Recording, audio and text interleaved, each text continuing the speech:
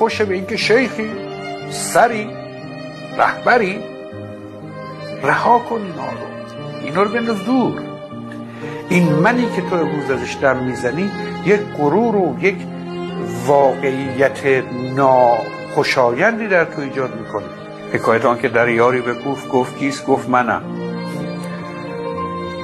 گفت منم. براز، من با تو کاری ندارم. درو باز نکرد. 1 سال رفت و تجربه کرد و معرفت اندوخت و بعد اومد باز همون در رو زد. گفت کیه؟ گفت تویی. گفت حالا شد. درو باز کرد. تا وقتی که میگی منم یعنی هنوز به عشق متصل نشدی. گفت که با بال و پری من پر و بالت ندارم. باید پرام بریزه، باید بال و پر رو کنار بذارم تو پر و بال او رو بگیرم. در هوس بال و پرش بی پر و پرکنده شدم.